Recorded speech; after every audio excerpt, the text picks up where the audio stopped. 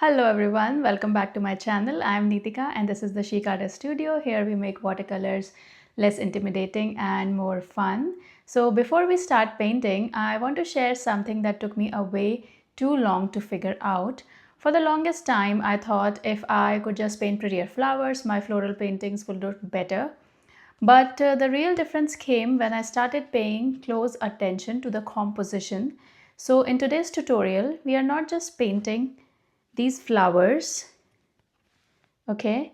We are talking about how to arrange the elements around them so that the whole piece feels balanced and pleasing to the eye. So I'll share a simple trick that I used in almost every floral composition.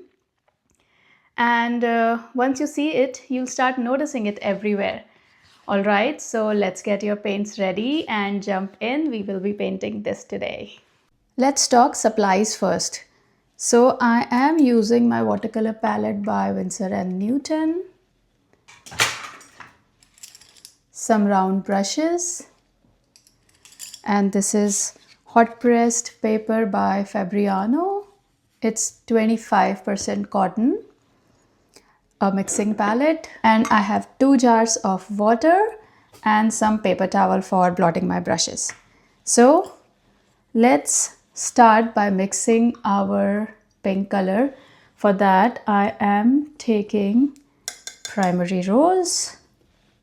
That's my favorite pink actually. So we'll get the palette ready for our flowers and then we'll start painting them. So this is permanent rose. Next, we'll mix some yellow for the center. So I have some cadmium yellow here. So cadmium yellow, and we'll start with this. Okay, so I have a size 2 brush. You can use any smaller brush like size 4, size 2, size 1, and it's a round brush. Okay, so we will paint the center of the first flower slightly, like not exactly in the center, but yeah, slightly in the center and above. So I'm just dotting the yellow.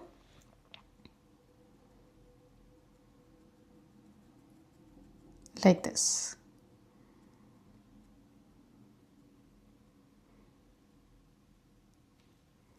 Keep the consistency fairly thick and wet. Okay. Next, I have my size 8 round brush and I am taking this beautiful permanent rose, blotting out excess water, and then we'll start painting the petals. So look closely. For some petals, I will be touching the center so that the yellow flows into the pink, and for some I'm not. So for this first stroke, I am slightly touching this yellow and then this. So you see this yellow is flowing into the petal and this looks so perfect.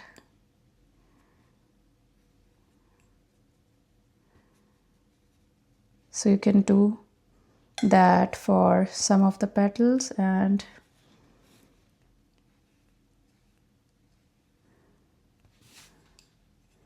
paint all the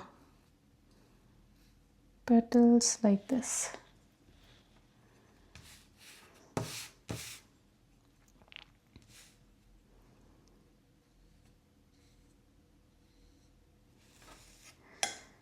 So this stroke is like I'm starting with a very light pressure and then heavy pressure, and then I just leave it. So it gives me a nice petal stroke. You can just adjust your petals the way you like. I am taking some very concentrated pink and reshaping them while my original petals are still wet. because I'm getting this beautiful wet on wet effect here, like this.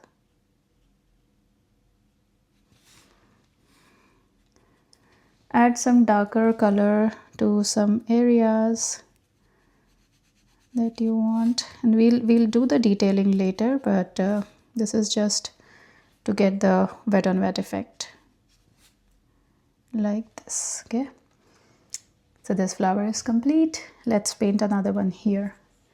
Again, yellow, and then dotting along the center. I'm just dotting it, and then I'm mixing some more permanent rose.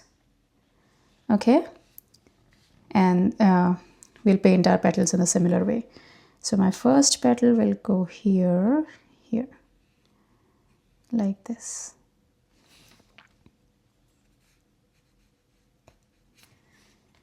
Second one here. And try to be very loose with these petals. Because these flowers today are actually like loose florals. We are not fretting about the shape of the petals and the leaves, and we are just painting as we like. Okay, so now I'm getting some wet on wet effect here.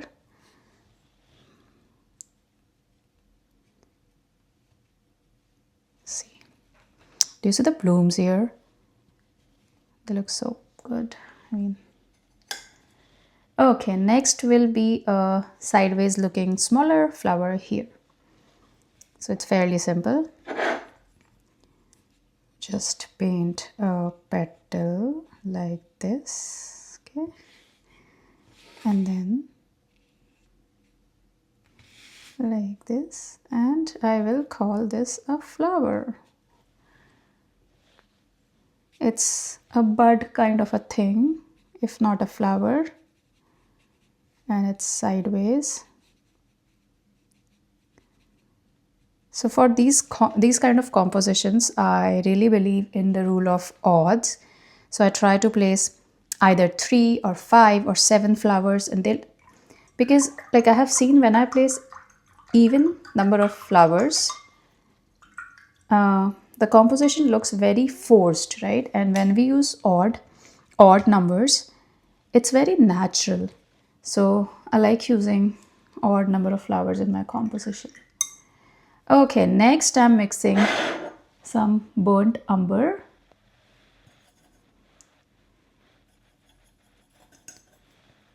Or any kind of brown. Okay, and I'm slightly dotting this center here, just for an added texture, like that. Okay, and we'll come to it later once it's dry up. Now we will paint our leaves. For that we are mixing.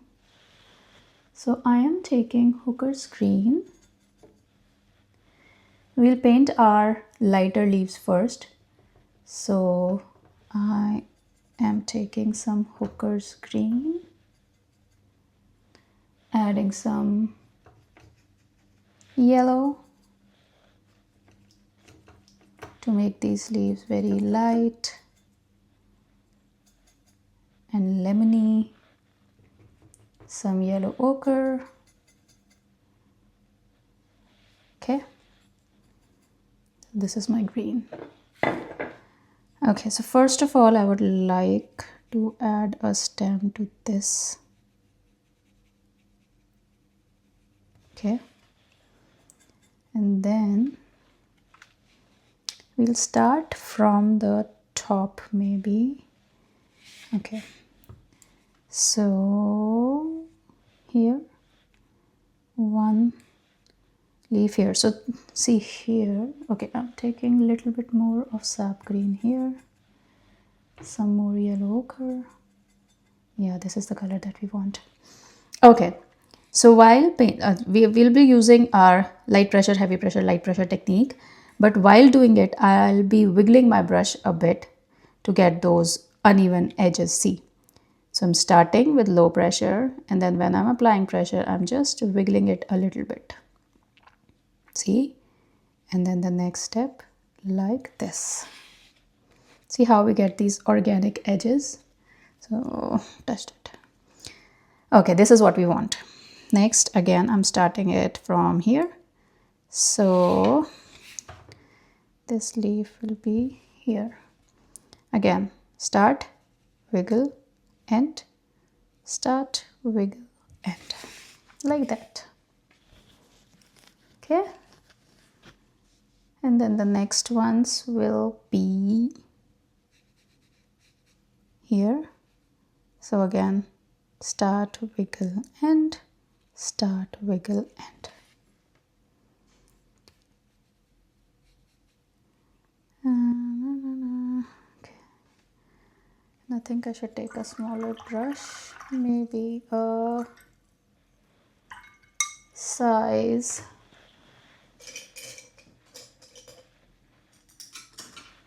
4.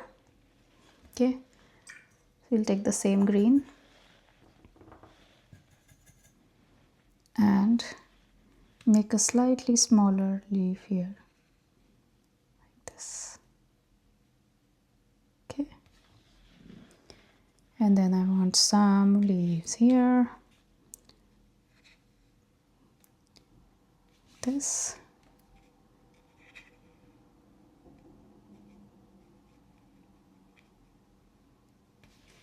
Okay,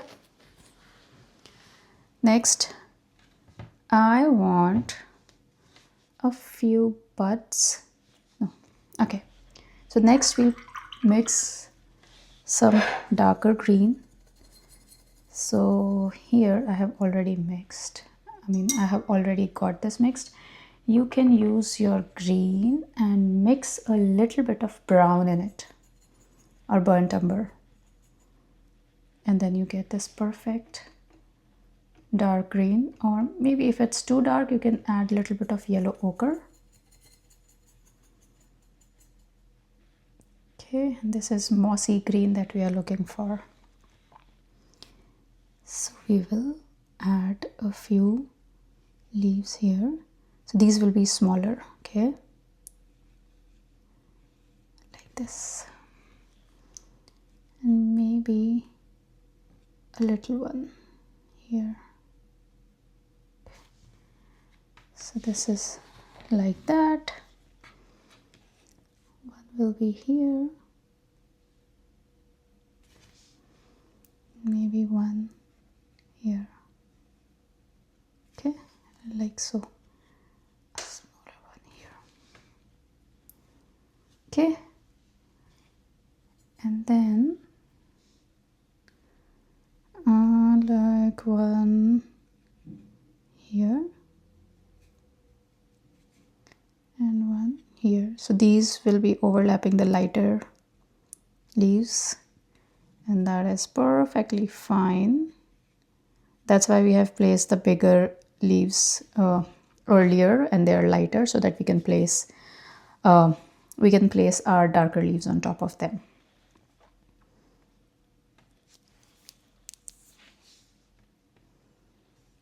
We will add some greenery here. Okay. And one more thing I like to do is,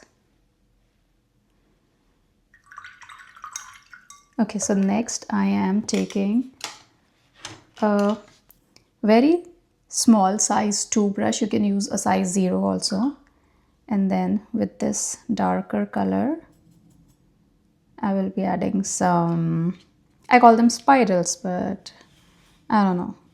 See, so one maybe here. I'm just very gently adding it like this. Okay, one here,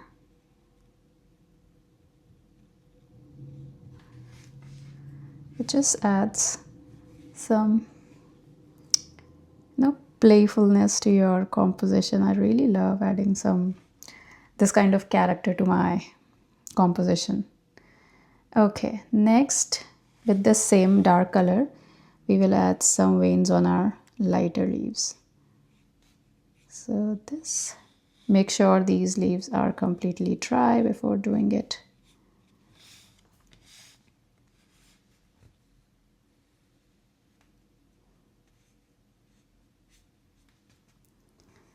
So adding a little bit of detail, not like really going crazy, like that. Okay, this is done. I think one more leaf here. Okay, next with the same brush, we will take very thick and dark permanent rose, and if you want you can add little bit of alizarin crimson or any kind of darker pink to it to make it even darker. And now we'll add details to these flowers, details and shadows if you want. So I want some flicks here. This step is totally optional, but it adds very,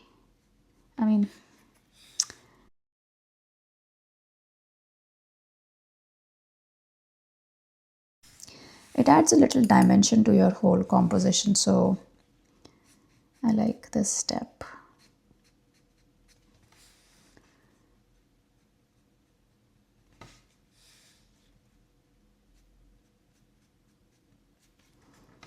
Like so. And then I am taking some of my lighter green, adding some yellow in it, and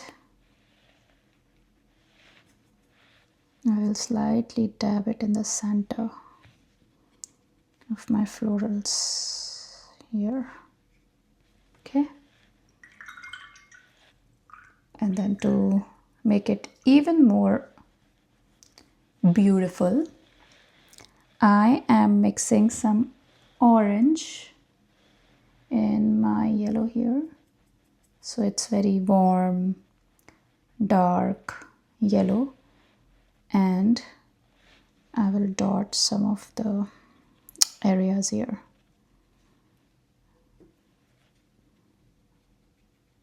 Like this.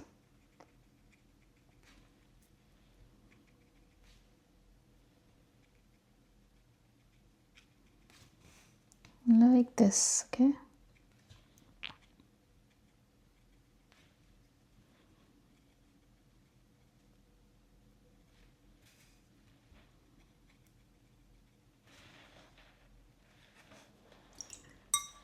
I think I should add a little bit of brown here, because this has gone really light, like this.